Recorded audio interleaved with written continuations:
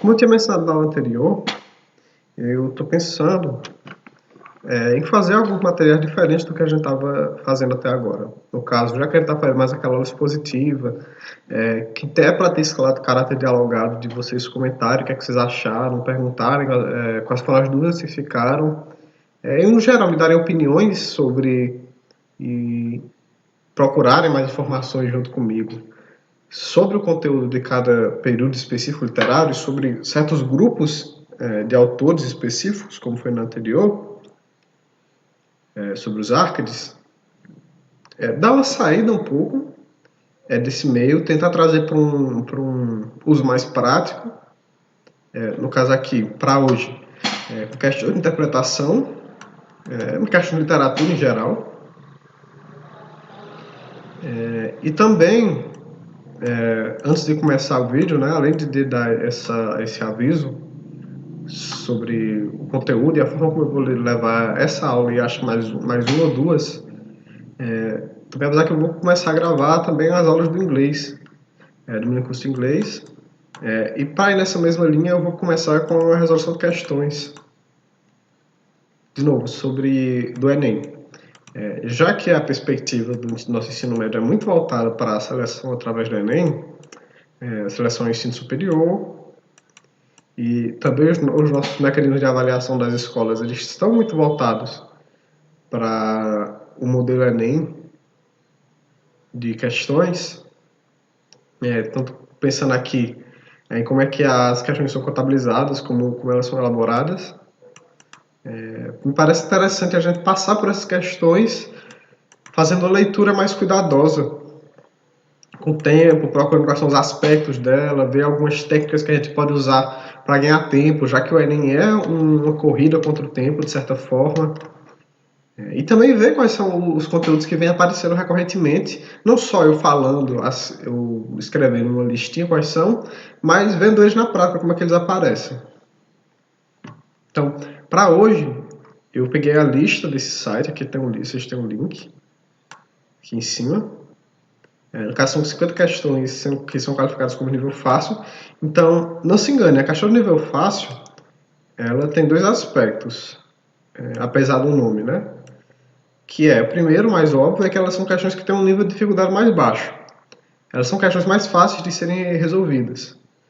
Mas elas também são questões que, pela forma como o Enem contabiliza os seus acertos e os seus erros, errar uma questão fácil é algo que você deve evitar ao máximo. É melhor você acertar uma fácil do que acertar uma difícil, já que o Enem pode contabilizar que você acertou a difícil por sorte. Então, se você é uma pessoa que errou muitas questões fáceis de literatura e acertou algumas difíceis, é esperado que essas difíceis que você acertou, você tenha acertado por chute, ou por uma sorte, no caso. Então é importante acertar essas questões fáceis, mesmo pensando que a gente não treina focando nelas, primeiramente. A gente pensa nas questões mais medianas e difíceis, são as que a gente não vai ter tanta facilidade de realizar.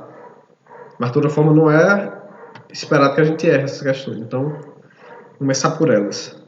Então, essa é uma questão do Enem 2019.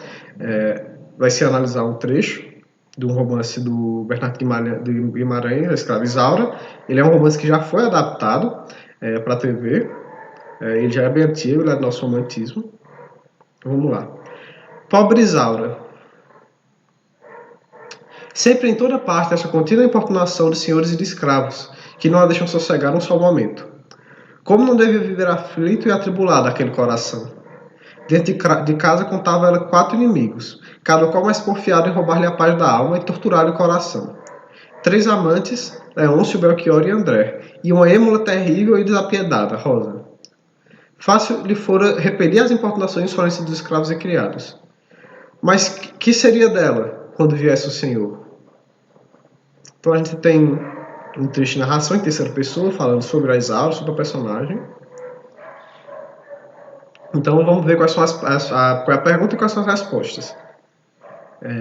A personagem de Isaura, como afirma o título do romance, era o escravo. No trecho apresentado, os sofrimentos por que passa a protagonista. Então aqui a gente vai ter uma questão de interpretação textual. Não vai ser uma questão super literária sobre o autor ou uma questão sobre a obra como um todo. Você vai conseguir adquirir a resposta basicamente pelo trecho. Então, como é que a gente começa a responder uma questão assim? Geralmente, diferente do que eu fiz aqui, já que eu fiz o caminho mais comum, a gente começa pela pergunta. Se tiver um romance, se tiver um texto literário, em geral a gente lê o título, o subtítulo, e aí vai para a pergunta. Por que isso? Porque se na pergunta a gente já conseguir identificar diretamente no título, no subtítulo, até no trecho mais destacado, a resposta, se ganha tempo. E como a gente tem um tempo médio por cada questão, quanto mais tempo a gente for conseguindo ganhar em questões fáceis, mais tempo a gente vai ter para as questões difíceis. Então, ter lido a pergunta e visto esses elementos chaves que têm informações importantes e fáceis de serem adquiridos, de novo, nome do autor, a obra, o título, o subtítulo do capítulo, se tiver um capítulo, a pergunta e as respostas, e aí a gente procura no texto a informação. Então, no texto apresentado, os sofrimentos por que passa o protagonista assemelham das demais escravas do país, o que indica o estilo realista da abordagem do tema da escravidão pelo autor do romance.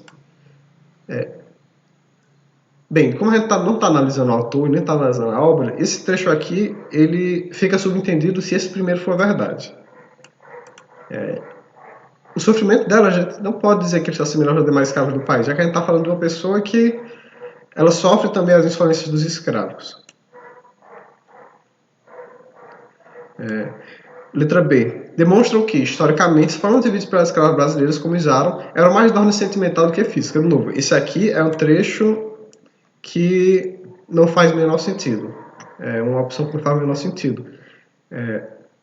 Tanto pelo trecho que a gente está lendo aqui,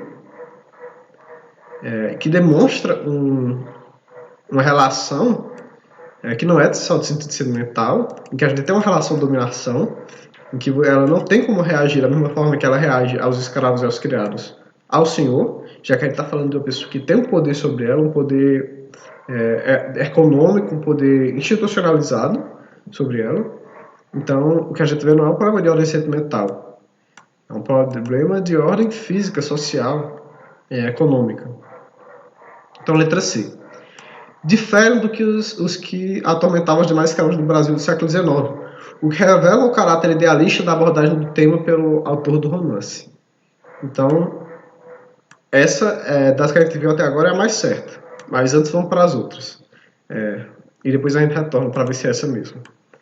Letra D. Indica que quando o assunto era o amor, as escravas brasileiras, de acordo com a abordagem lírica do tema do autor, eram tratadas com mais demais mulheres da sociedade.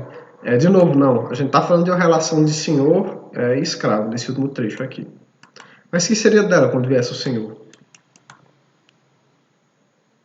E a letra E revela a condição degradante das mulheres escravas no Brasil, que, como Isaura, de acordo com a denúncia feita pelo autor, eram importunadas e torturadas fisicamente pelos seus senhores.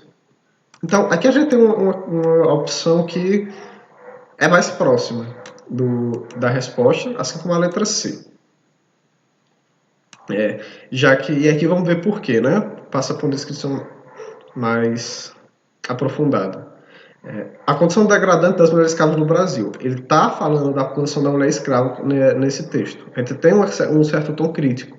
Já que a gente está falando de novo desse último trecho aqui, que eu acho que é o mais relevante para essa letra E, que é como é que ela lida com essa relação com o Senhor. Como é que ela pode recusar a importunação daquele que é dono do corpo dela, que é dono da liberdade dela.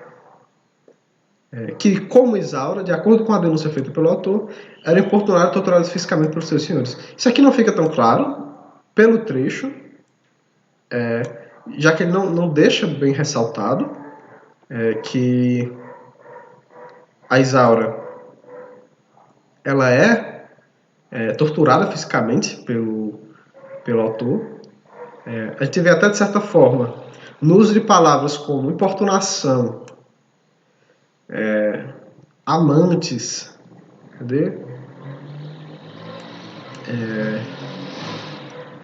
De novo, importulações, insolências, uso de palavras que elas até fogem um pouco dessa temática da opressão ao escravo. A gente poderia pensar em estupro, por exemplo, como uma palavra mais apropriada para falar de tortura física pelo senhor. Já não tem nenhuma menção à tortura física até no texto. E outra coisa, a Isaura ela é colocada numa posição diferente das escravas brasileiras. Já que a gente está falando, e aqui, vendo no texto, a gente identifica isso, nisso que deixa claro que ela sofre importunação de escravos, assim como dos senhores. Mas, se vocês tiverem lido a obra ou visto o filme, até ouvido falar, a gente sabe que a Isaura é uma escrava branca. O que vai em via oposta ao que acontece nas nossas escravas do nosso Brasil, que são, na sua maioria, pretas ou indígenas. Mas principalmente indígenas, dados ao trabalho dos jesuítas aqui, de tentar repelir a escravidão dos indígenas. Visto isso, entre essas aqui, a que aparece mais próxima é a letra C.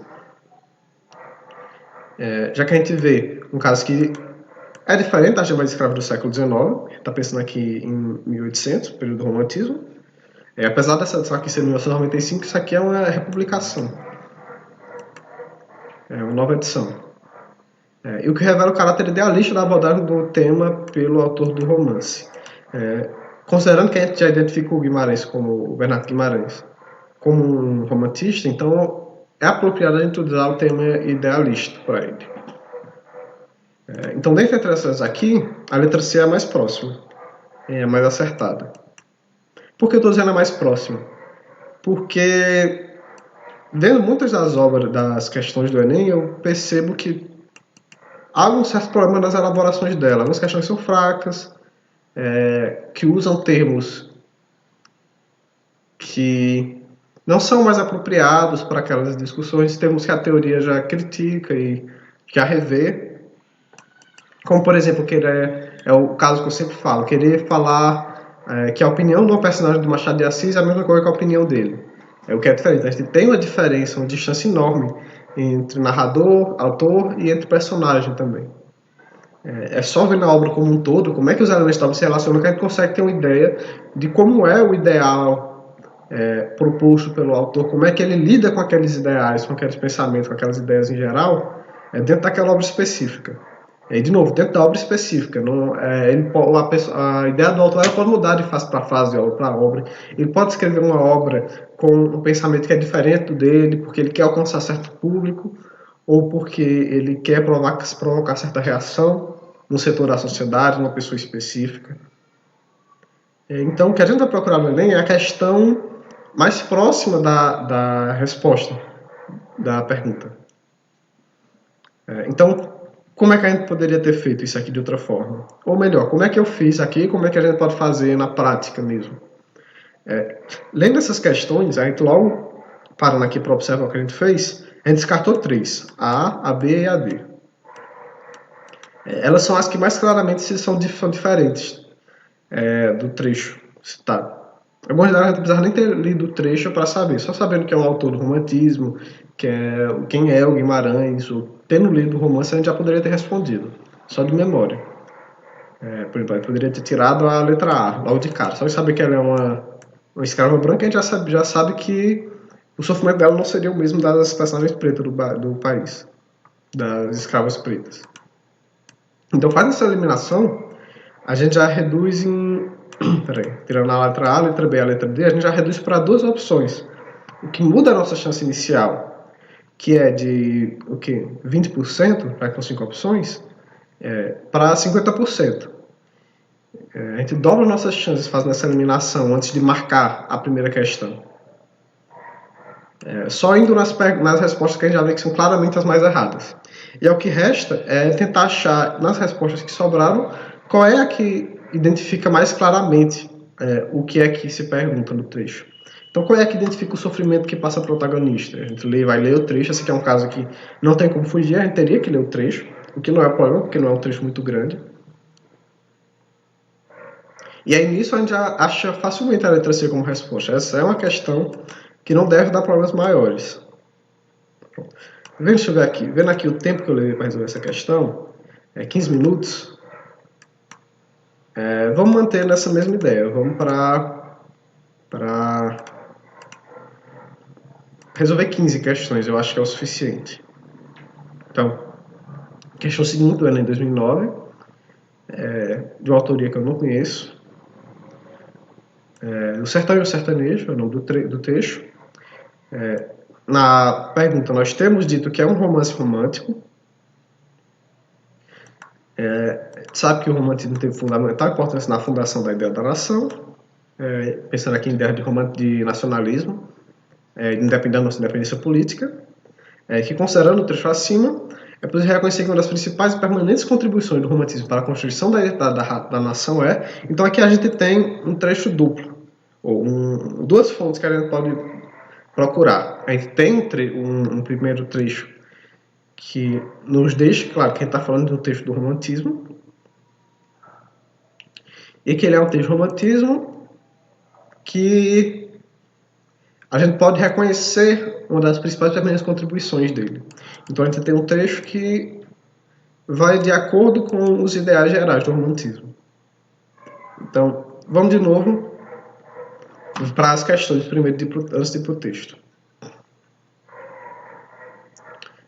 Letra A. A possibilidade de apresentar uma dimensão desconhecida da natureza nacional, marcada pelo subdesenvolvimento e pela falta de perspectiva de renovação. A gente tem uma literatura brasileira bem marcada pelo subdesenvolvimento. Principalmente se a gente pensar nos romances naturalistas e regionalistas do fim da década, ou do fim do século e do início do XX. Mas sem ter lido o texto, já me parece que não é o mais apropriado, já que a gente vê na nossa literatura, desse período, uma tensão para pensar possivelmente o futuro do Brasil. Ver com bons olhos a independência, ver com bons olhos a administração feita por próprios brasileiros. Letra B. Consciência da exploração da terra pelos colonizadores e pela classe dominante local, o que coibiu a exploração desenfreada das riquezas do país. Então, embora esse seja, de novo, um texto que a gente vai ver na nossa literatura brasileira, eu não vejo ele aproximado desse romantismo com a ideia da formação da ideia da nação. Letra C. Contribuição em linguagem simples, realista e documental, sem fantasia ou exaltação, de imagem da terra que revelou quanto é grandiosa a natureza brasileira. Não, a gente tem algo disso. A gente vai ver isso, por exemplo, em certa poesia Arcade. Mas, de novo, eu não vejo... Pensar no romantismo sem fantasia e exaltação é algo problemático, já que esses são alguns dos elementos mais fortes do nosso romantismo, principalmente no início dele. Letra D.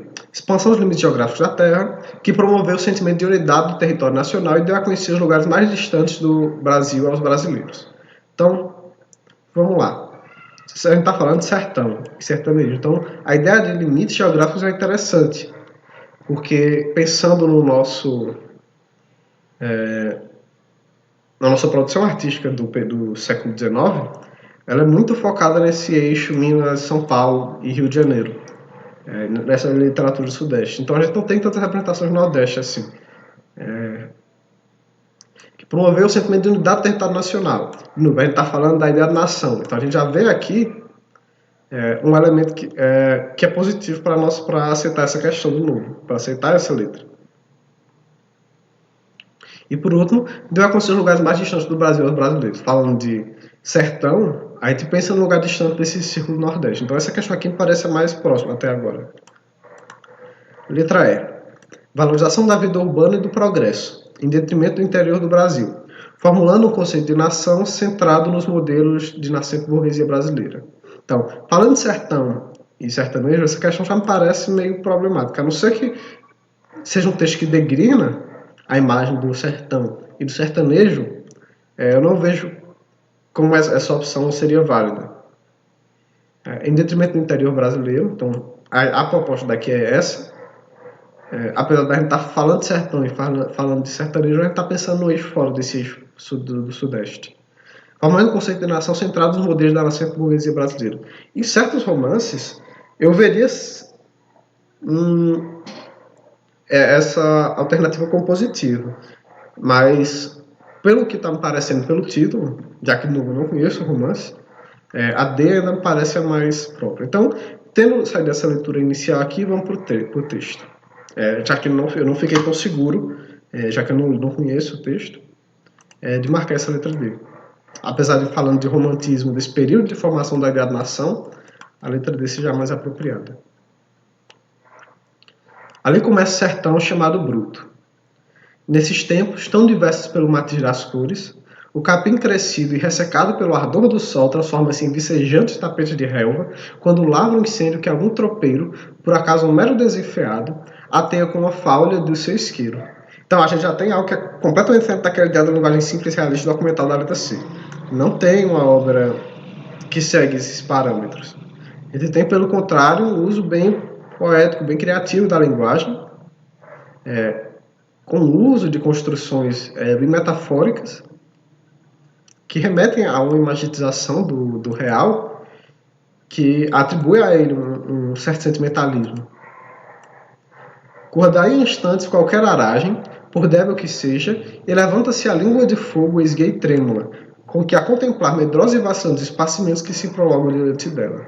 O fogo, detido em pontos, aqui e ali, a consumir com mais lentidão algum estorvo, vai aos poucos morrendo até se extinguir de todo, deixando como sinal da avassaladora paisagem o alvacento lençol que lhe foi erguido os velozes passos. Por toda parte melancolia, de todos os lados tétricas perspectivas. É cair, porém, daí a dias copiosa chuva, e parece que uma varinha de fada andou por aqueles sombrios recantos a traçar as pressas jardins encantados e nunca vistos. Entra tudo num trabalho íntimo de espantosa atividade. Transborda a vida. Não vê algo que está valorizando o meio urbano. Pelo contrário, está mostrando a beleza do sertão.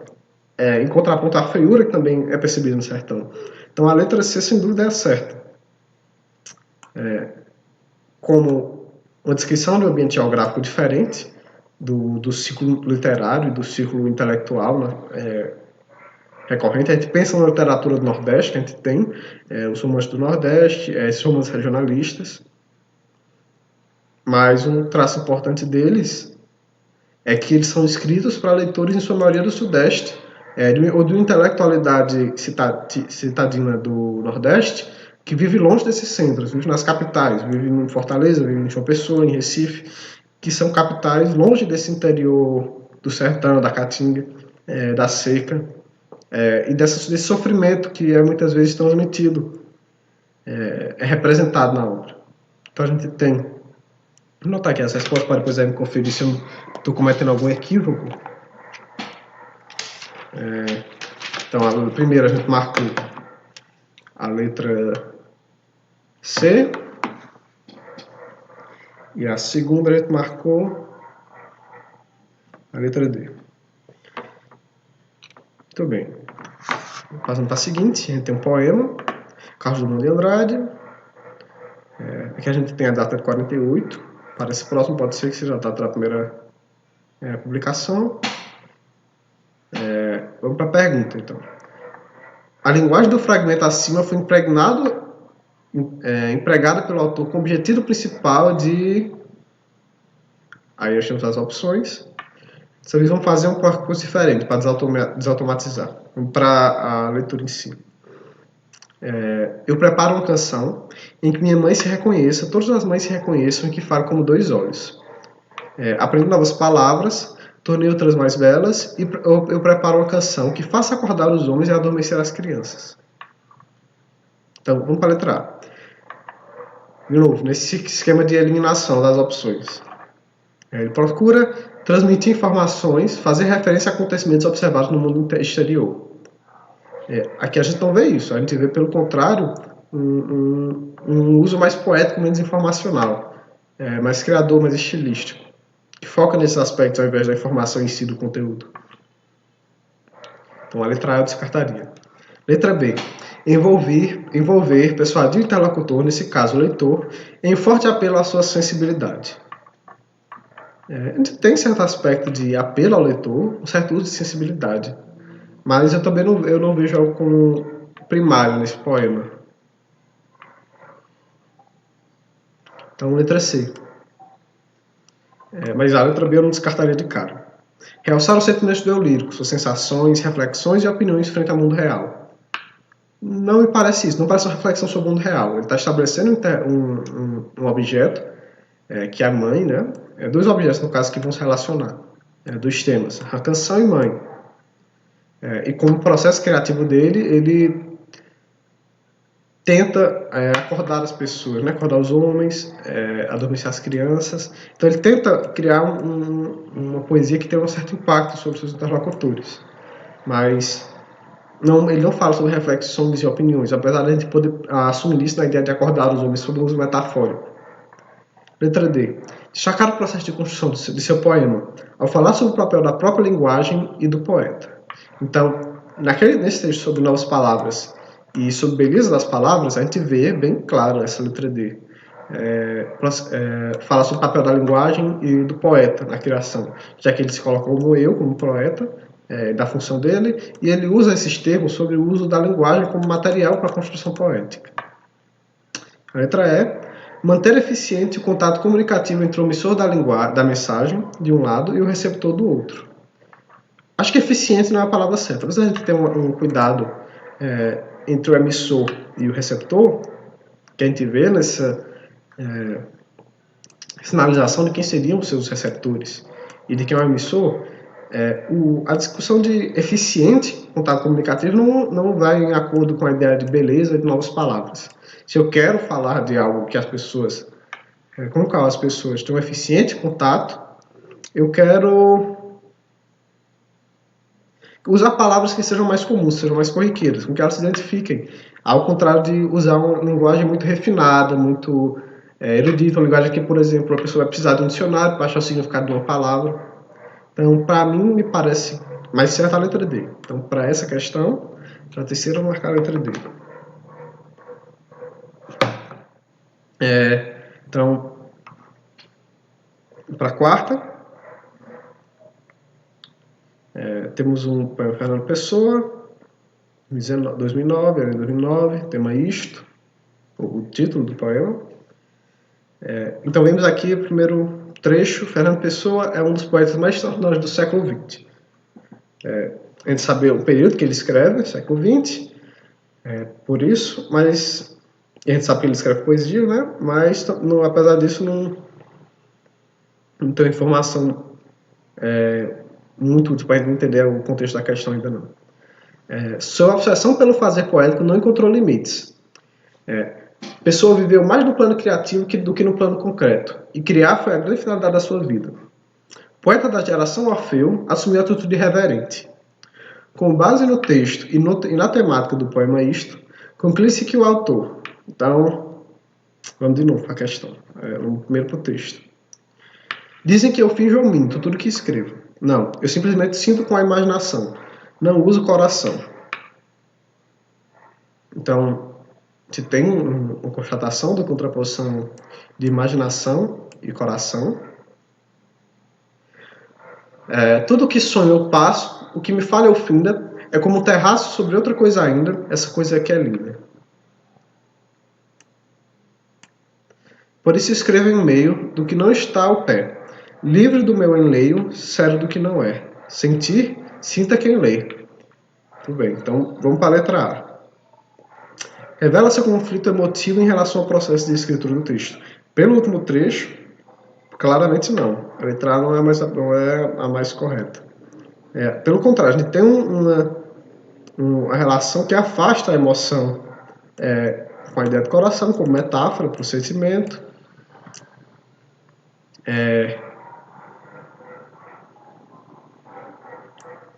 Aqui, ó. Que o que sonho passa, o que me fala é o fim, é como um terraço sobre outra coisa ainda, que há outra coisa além desses sentimentos. E a coisa que é linda é o que está por trás dos sentimentos. Essa imaginação qual a imaginação que ela vai chegar lá? Que ele vai alcançar essa coisa linda. Então, não é com a emoção. Letra B. Considera fundamental para a poesia a influência dos fatos sociais. Não no trecho que a gente está vendo. Então, não tem nenhuma discussão sobre sociedade. Pelo contrário, é uma discussão mais interna, mais individualismo, certo sentimentalismo. Terceiro. associa o modo de composição do poema ao estado de alma do poeta. Não, de novo, não é o que sonho ou passo, o que me falha ou finda. É como um terraço sobre outra coisa ainda linda, ou outra coisa ainda. Essa coisa que é linda, outra coisa não é o que sonho, não é o que passa, não é a emoção do poeta. Não é o estado da alma dele. Letra D. Aí tem 3 questões aqui que a gente tira de cara e já vai para, de novo, um caso de 50%. Apresenta a concepção do romantismo quanto à expressão da voz do poeta. A gente não tem nenhuma menção a romantismo. E pensando no romantismo, a gente tem várias correntes que vão pensar não na imaginação, mas no coração, na emoção. O que destoa do que o Fernando Pessoa está dizendo. Mas contando que você não conseguisse identificar esse cara, a gente ficaria em 50-50. Mas vamos para a última opção, que provavelmente é a certa, pelo que eu estou vendo. Separa os sentimentos do poeta da voz que fala no texto, ou seja, do eu lírico. Sim. Por isso escrevo em meio do que não está ao pé. Livre do meu enleio, céu do que não é. Sentir, sinta quem lê. Não é o poeta que sente. Quem sente é o eu lírico. E quem deve sentir tanto quanto o eu lírico é quem lê. Quem deve sentir o que está no eu lírico é quem lê. E aqui a gente não tem uma menção ao eu lírico sentindo, porque de novo a gente está falando de uma figura abstrata, artificial. A letra E certamente é a opção correta. Lendo a letra E, apesar da gente não achar o termo lírico, sendo ele um conceito bem batido na nossa leitura, não é difícil chegar até ele. Então, para a quarta questão, a gente deixa a letra E.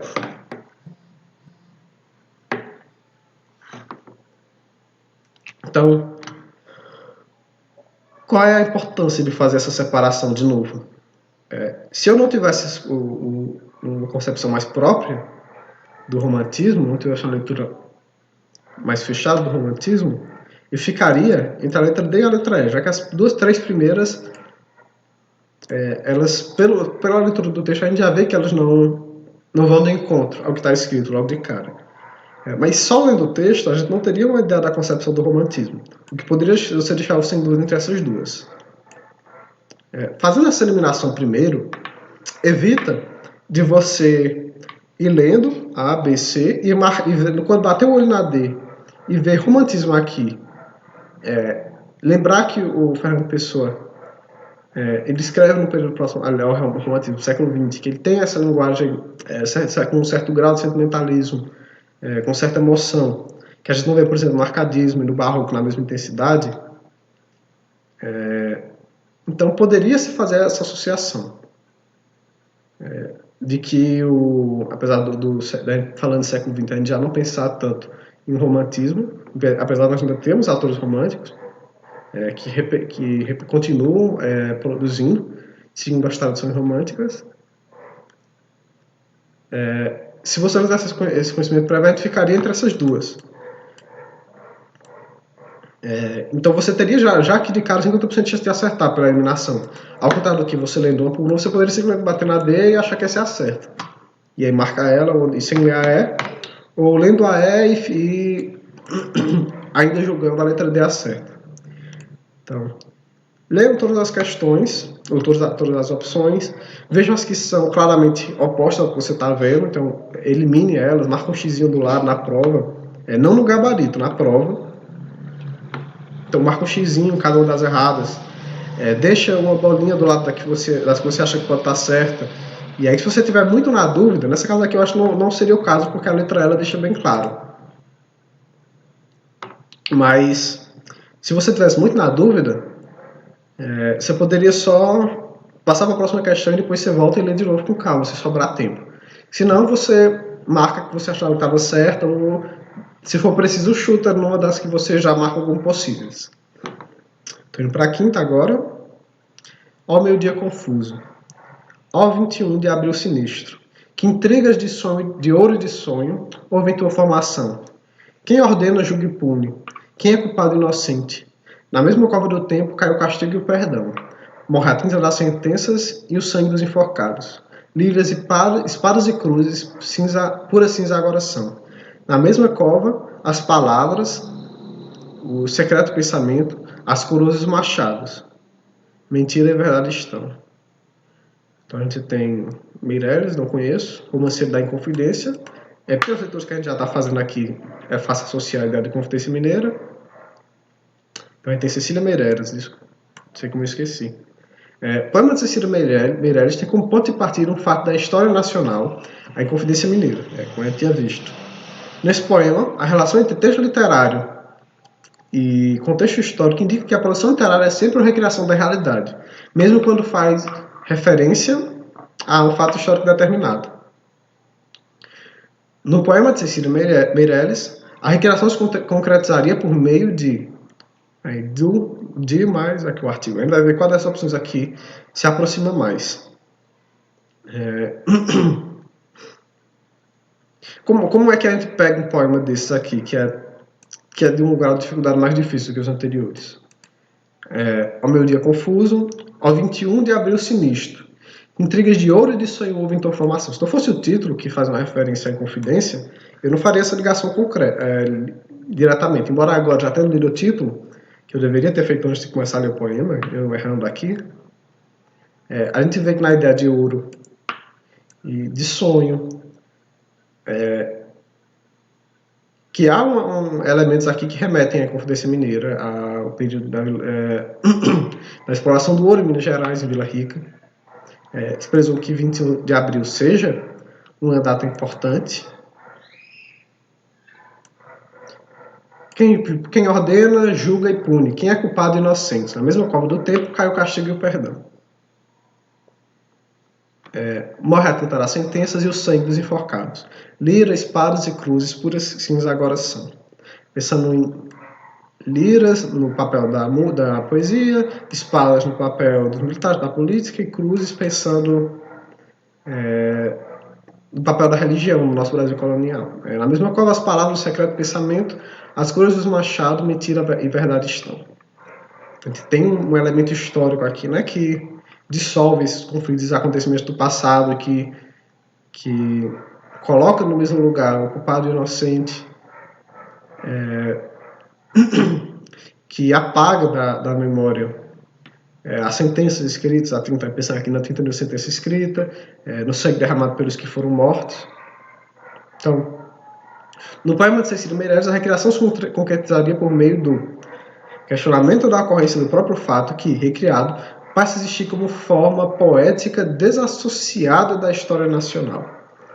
A ideia desassociada, para mim, é um pouco problemática, porque existe uma certa associação, apesar de que haver alguns professores, alguns estudiosos que tentam fazer essa separação. Eu não vejo um questionamento da ocorrência do próprio fato aqui, eu vejo um questionamento mais da história em si, do tempo. Letra B. Da descrição idealizada e fantasiosa do fato histórico, transformado em batalha épica que exalta a força dos ideais dos confidentes. De forma alguma. A gente não tem aqui um poema bélico que tenta ver beleza, que é um dos pontos do épico. É a beleza no bélico, a beleza na guerra. A beleza na glória, a beleza em ser lembrado na história. Vamos lembrar que Aquiles ele morre, mas um dos pretextos que o mantém na guerra, pensando aqui na Guerra de Troia, na Odisseia, na Ilíada, é a ideia de se manter imortal no tempo, pela glória que ele alcança na batalha. Não é isso. A gente vê até, de certa forma, a ideia de que na mesma cova do tempo cai o castigo e o perdão. Então, que o vitorioso e o derrotado, que o certo e o errado, o inocente e o culpado, que até é meio difícil, o que o poema dá a ideia de que é difícil separar quem é quem, cai no mesmo lugar ao longo do tempo, depois do tempo. Letra C. Da recusa da autora de inserir nos versos o defeito histórico do movimento da Confidência. A derrota, a prisão e a morte dos Inconfidentes. De novo, não.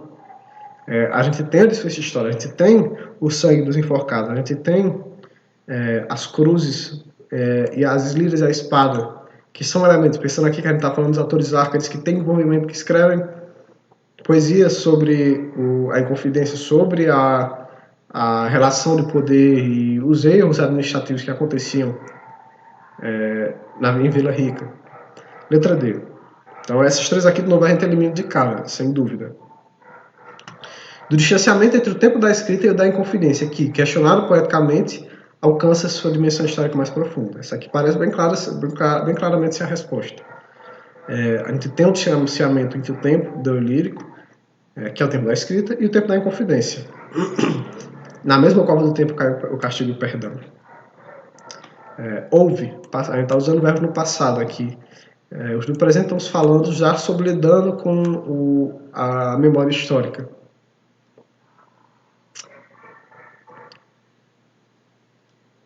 Então, a letra D parece a mais correta.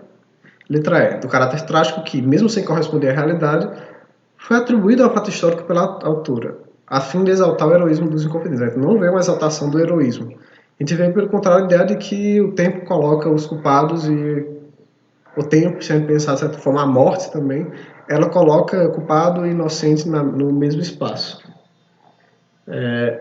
Então, essa questão aqui das que a gente viu até agora, é a mais fácil de separar. Apesar do poema ele ter um certo grau de complexidade um pouco maior, apesar de também não ser muito. Fica a letra D. Então, quinta questão fica a letra D.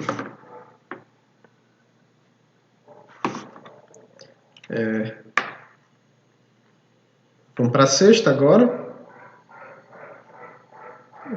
Então, nós vamos ter dois textos.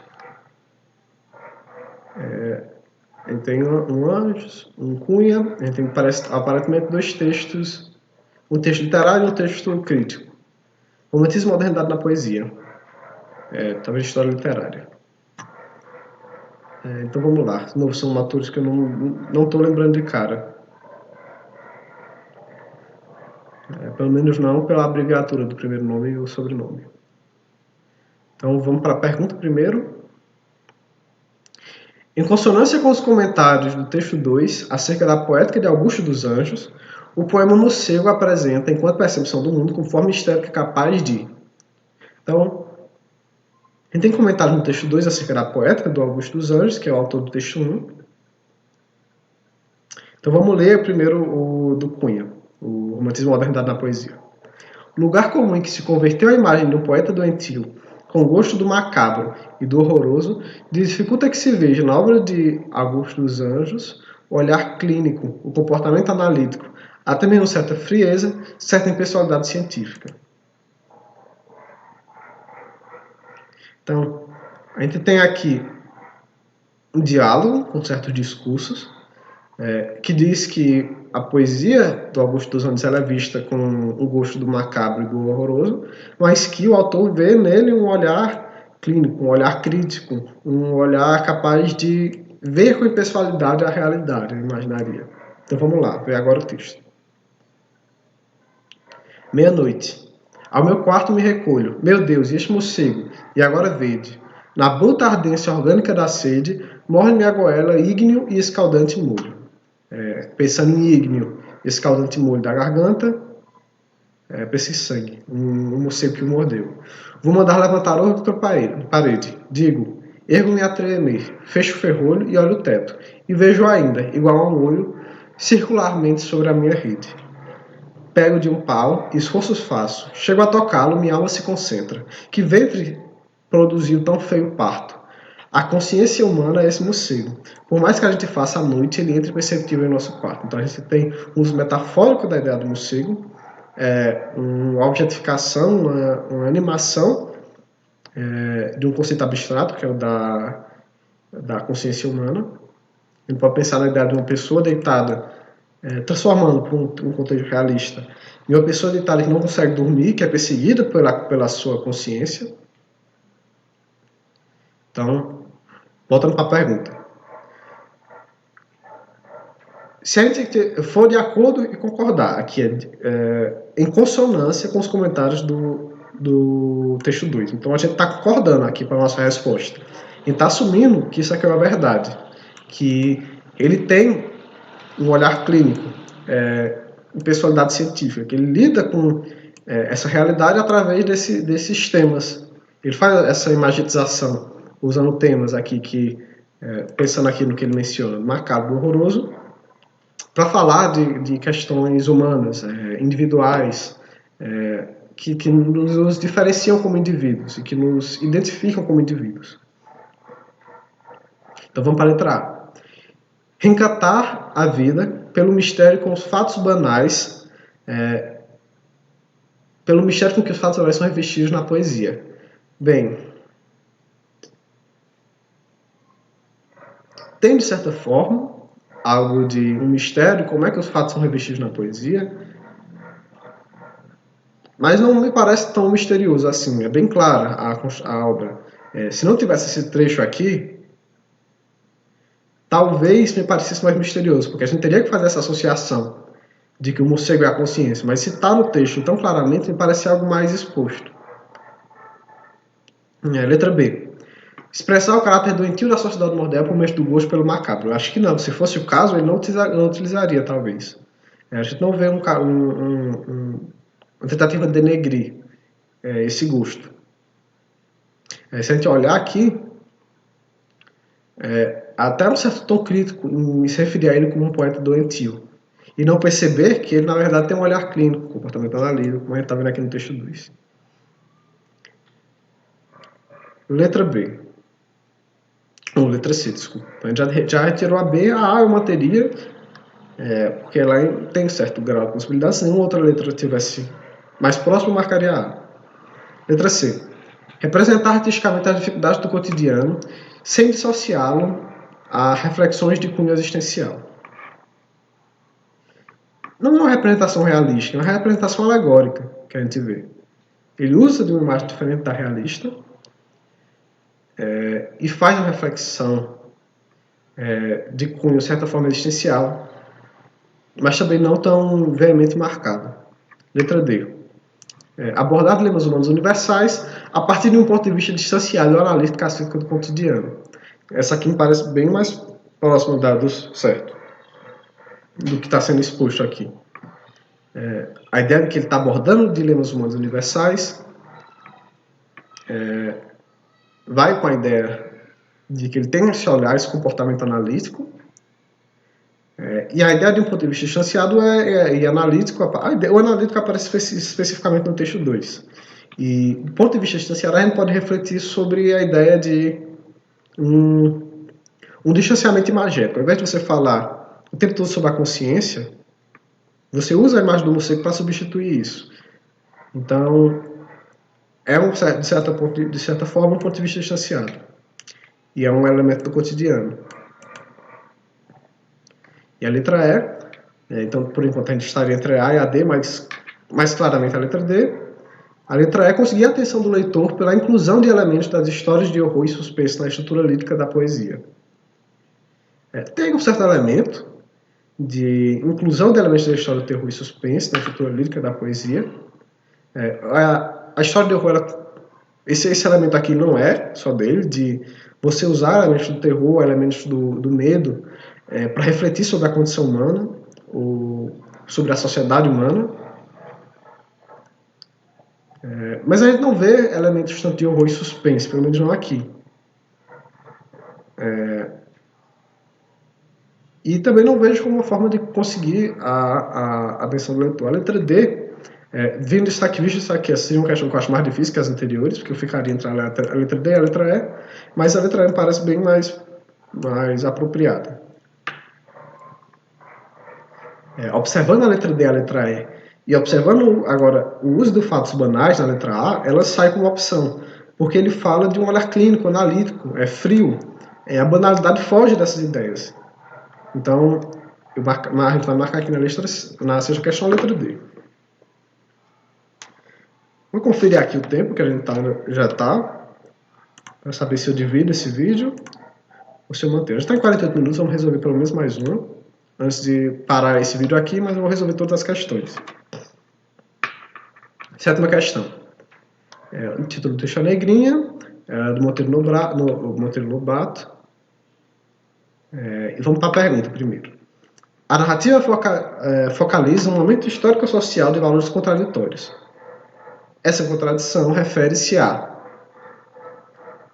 no contexto pela. Vai ter as opções e a gente vai primeiro para o texto agora. Negrinho, o título do texto. A gente sabe que Monteiro Lobato tem uma profunda discussão sobre se ele seria ou não um autor racista, se as obras dele são racistas, já que a gente vê, por exemplo, no Sítio do Pica-Pau Amarelo, vários trechos racistas. Então vamos lá. Negrinha era uma pobre órfã de 7 anos. Preta? Não. Fusca. Mulatinha escura, de cabelo russo e olhos assustados. A recusa pelo uso de preta, por palavras como mulata, como morena, ela tem essa conotação na nossa sociedade de tentar fugir do racismo, seja como uma expressão que tenta demonstrar que você não é racista, quanto a ideia de que o preto é feio e ela é bonita, mas ela é bonita não porque ela é preta, mas porque ela é mulata, porque ela é morena. Nasceram na senzala da mãe escrava e seus primeiros anos viveram-se pelos cantos escuros da cozinha, sobre velha esteira e trapos imundos, sempre escondida que a patroa não gostava de criança. Excelente senhora, a patroa, gorda, rica, dona do mundo, a mimada dos padres, com lugar certo na igreja e camarote luxo reservado no céu. Aqui a gente vê um certo tom sarcástico, né? A ideia de você ter um camarote luxo no céu. Tem um tom satírico aqui. A ideia de ser a mimada dos padres, dela ser gorda, né? De novo, uma certa forma de denegrir a imagem dela, dizer que ela é uma excelente senhora, logo depois dizer que ela não gosta de crianças. Entaladas as banhas no trono, uma cadeira de balança na sala de jantar, ali bordava, recebia as amigas e o vigário, dando audiência, discutindo o tempo. Uma virtuosa senhora, em suma, dama de grandes virtudes apostólicas, estrela da religião e da moral, dizia o reverendo. Uma pessoa que é cheia de virtudes, que é grande na religião e na moral, mas que tem escravo. Então a gente vê aqui um certo, de novo, um certo um tom satírico nas constatações, na ordenação. Lembrando que a gente só vê como a gente está falando de um texto que é quebrado, a gente vê aqui que ele não vai até o final. Isso aqui é uma sequência direta. Aqui a gente só vai ter uma separação aqui. Então a gente vê que tem essa sequência bem marcada de ela não gostava de crianças e ela logo seguiu diz que ela é uma excelente senhora. E não diz mais é uma excelente senhora, diz ela é uma excelente senhora. Sem deixar marcado no texto a contradição disso aqui. Sem tentar deixar marcado na estrutura sintática. Ótimo, a dona Inácio. A gente já tem o nome da senhora. Mas não admitia show de criança. Aqui a gente tem a marcação sintática. E punha ali os nervos em carne viva. Então, separação aqui. Há um texto aqui que foi oculto. É um trecho. A excelente dona Inácia era mestra na arte de judiar de crianças. Vinha da escravidão. Fora senhora de escravos. E daquelas ferozes amigas de ouvir cantar o bolo e estalar o bacalhau. Nunca se afizeram ao regime novo. Essa indecência de negro igual. Então a gente vê uma aproximação ao discurso dela, a ideia de que ter um negro igual ela é uma ideia indecente, que os negros não são iguais. E que essa mulher era um regime pós-escravidão, que eu me confundi aqui, pensando que estava falando do período da escravidão, mas na verdade é um período anterior à escravidão em que ocorre o texto. Então vamos lá. A narrativa focaliza no momento histórico-social. O histórico-social de valores contraditórios. Então, qual é o momento histórico-social? Já percebeu aqui pela leitura do texto. É do fim da escravidão, mas de uma estrutura social que permanece marcada pela escravidão. Que é... Você tem uma mulher que é dona de escravos, você tem uma criança que é filha de escravos, e que elas continuam no mesmo ambiente. Ela continua sendo... A mulher continua sendo a patroa da criança, a criança continua numa situação precária. Então, a manutenção da lógica escravista da nossa sociedade, mesmo após o fim da escravidão. É muito ingênuo pensar que acabou. Essa contradição infere-se no contexto pela. Vamos lá, quais são os elementos do texto. Letra A. Falta de aproximação entre a menina e a senhora, preocupada com as amigas. Aqui ficou meio dúbio se está falando da senhora ou da menina, mas não é relevante, porque seja qual for, a gente não está falando de uma preocupação com as meninas, a gente está falando de uma mulher que não se acostuma, não se dá bem, não concorda com o regime novo. Letra B. Receptividade da senhora para com os padres, mais deselegante com as beatas. Não, a gente não tem, inclusive, nenhuma menção a beatas aqui no texto. A questão aqui é uma questão racial. Letra C. Ironia do padre a respeito da senhora, que era perversa com as crianças. Não vejo aqui uma menção se o locutor é um padre. mas pode assistir, eu conferir de novo para ver se eu não estou deixando passar. Animado dos pares, com lugar certo na igreja de camarote, do lugar camarote e luz reservado ao céu. Apesar de ter uma certa ironia no trecho, eu não vejo uma menção a padre especificamente, então, mas vamos deixar aqui marcado. Letra D, resistir-se à senhora e aceitar a liberdade dos negros, evidenciada no final do texto. Essa aqui é claramente a certa. A gente até descartaria a letra C por ela. Mas, como eu disse, vamos primeiro ver todas, porque vai que a gente se contradiz. Rejeição aos criados por parte da senhora, que preferia tratá-los com castigos. Eu não vejo nenhuma menção a castigos.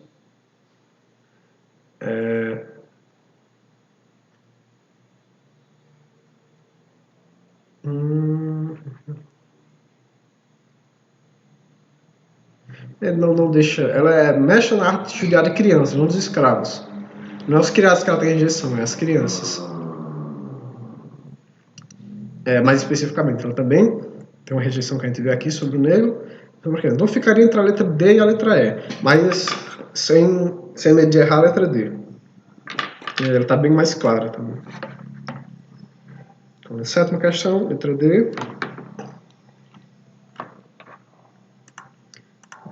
Vamos ver aqui, o texto é uns 56 minutos. Eu vou fechar por aqui, mas antes vamos dar uma olhada nas respostas, né? Então a gente parou aqui na letra 7, ou na questão 7, desculpa. Página que? 10? Página 10, e continua a próxima aula com a questão 8. E sobre o gabarito, vamos lá. Primeira questão, letra C. Isso, como a gente tinha visto. Segunda, D. Terceira, D. Isso. Quarta E. Quinta, D. Sexta, D. Sétima, D. Então, tudo de acordo com o que a gente tinha visto. Parece que não cometi nenhum erro, por enquanto. Então, de novo, a gente está indo para as questões fáceis. Então, não vai ser provavelmente eu não vou errar a maioria delas. Não vou errar muitas. E a minha explicação vai ser suficiente. Mas conforme a gente vai chegar em algumas questões, não é que o texto fique muito nas questões de caráter médio e difícil, de dificuldade mais elevada, não é que os textos fiquem muito mais complexos, que as perguntas fiquem muito mais complexas, ao contrário do que parece. O que acontece muitas das vezes, e por isso eu falo desse método de resolução de questões, é que a gente acaba ficando em dúvida entre opções, porque o texto é um pouco ambíguo, porque ele necessita de algum conhecimento que a gente não depreende imediatamente do texto, como no caso, aquela questão que menciona o romantismo, aquela letra que menciona o romantismo, cadê? A letra D da quarta. Então, por isso é importante a gente fazer essa separação para diminuir nossa chance de erro. Não se espera, não se engane, que a gente tire 1000 no Enem, ou que a gente acerte todas as questões de um conteúdo. Nós acertamos, isso é bom, principalmente em questão de interpretação, porque elas são mais fáceis. Mas, como por exemplo, a gente vai ver literatura e língua inglesa, são os dois temas que eu vou abordar aqui mais. Mas também é importante a gente ser capaz de diminuir nossa chance de erro. A gente não está aqui sabendo tudo. Ninguém ninguém tem a memória perfeita, ninguém lembra de tudo, ninguém é infalível. A gente pode errar, a gente pode cometer incongruências, a gente pode deixar uma questão contaminar a outra, o nervosismo e todos esses fatores que afetam mudam a nossa resposta. Por isso é importante a gente ter métodos para lidar com essas coisas. Então, ao invés de achar que eu errei essa questão porque eu não sabia, e eu só errei por isso, a gente pode pensar em maneiras de esquivar disso.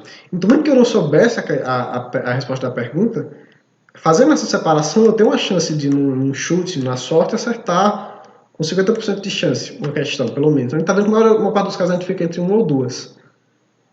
Então, são técnicas, quando a gente aprende a usar elas e automatiza, elas dão para a gente uma confiança também. Uma certeza de eu não estou às cegas, eu não estou nadando às cegas. Eu tenho alguns limites com os quais eu consigo lidar, algumas ferramentas. Eu não estou conseguindo entender essa questão. Então vamos fazer outra coisa. Vamos primeiro ler a pergunta e depois ir. Eu não estou conseguindo entender Essa questão aqui tem dois textos, que ela é uma que tem um grau de dificuldade um pouco mais elevado. A restart daqui ela tem um grau mais elevado, porque ela é mais ambígua. Então, vou trocar a ordem, vou ler o 2, depois vou ler o 1. Eu vou procurar as palavras-chave. Então, eu vi que aqui aparece... cadê? Analítico. E eu vi que analítico aparece aqui também. Então, talvez talvez não esteja toda errada. A não ser que ela esteja negando o caráter analítico. Ou eu estou vendo que ele está falando de impessoalidade. Então, procurar reflexões de cunho existencial distancia-se um pouco disso. Ou a ideia de encantamento também foge um pouco da ideia de impessoalidade científica, que é um dos caráteres que aparecem nesse texto de crítica sobre a poesia do Augusto dos Anjos. Então, desautomatizar nosso trabalho. Quando a gente está numa situação que não consegue encontrar resposta. E às vezes só pular a questão. Lembrando que são várias questões e errar uma é melhor do que você gastar o tempo que você iria passar em 4 questões resolvendo uma. Então a gente fica por aqui. Próxima aula a gente continua da questão 8, que é sobre o Quincas do Álvares, do Machado de Assis. E é isso.